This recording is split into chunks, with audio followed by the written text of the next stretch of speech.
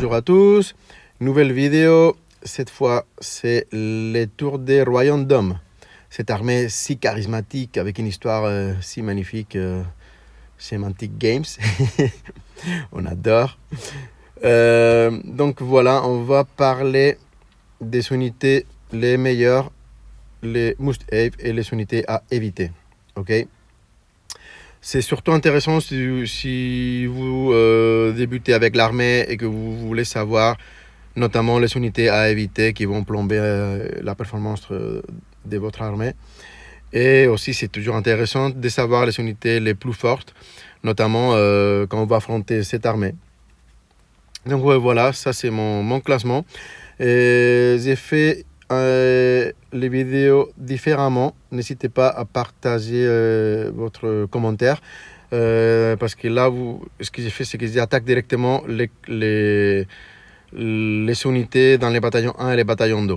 Ok, donc les unités, donc déjà, on va dire les récapitulatifs, les résultats finaux. Je ne passe pas unité par unité, j'attaque vraiment déjà les conclusions. C'est plus rapide, c'est peut-être moins précis, mais je pense qu'il vaut mieux d'être concis. Donc voilà, n'hésitez pas à me laisser votre commentaire. J'y vais directement. Donc voilà, et niveau héros et personnages, 0.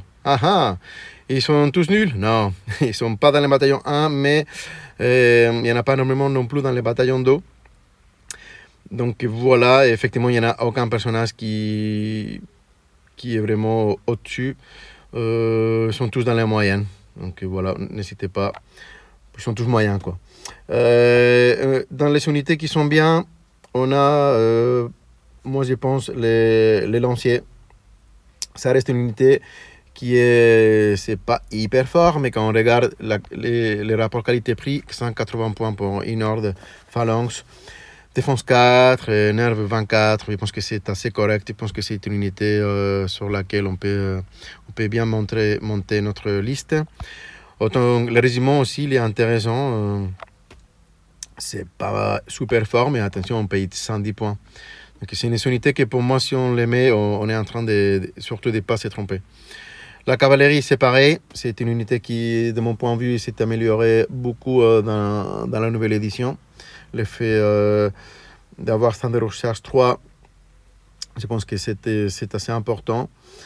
Donc voilà, c'est une unité pour moi. Qualité-prix, encore une fois, on est dans les tops. Après, on a les Dogs of War. Là, je pense qu'ils sont bien pareils. J'ai mis deux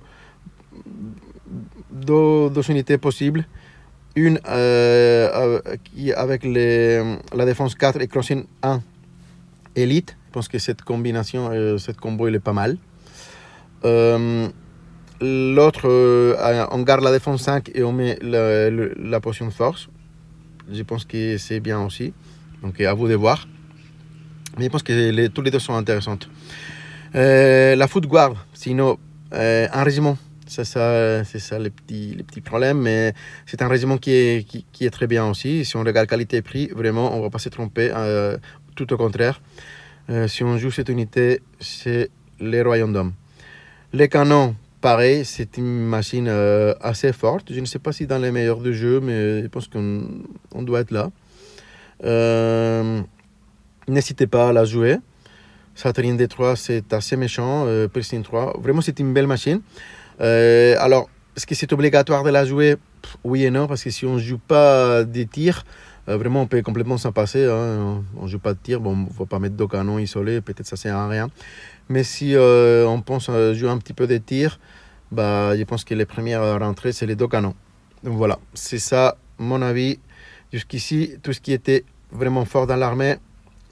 Les restes, c'est moyen. Et là, on va dans les nuls. Ah, qui est dans les nuls? L'assassin. Bon, un seul personnage dans les nuls. Bon, il y a des armées qui vont faire pire que ça. Mais bon, l'assassin, vraiment, il est nulle part. Ça tire pas bien, ça combat pas bien, vraiment. Je comprends pas l'intérêt de jouer ce personnage. Éviter au maximum.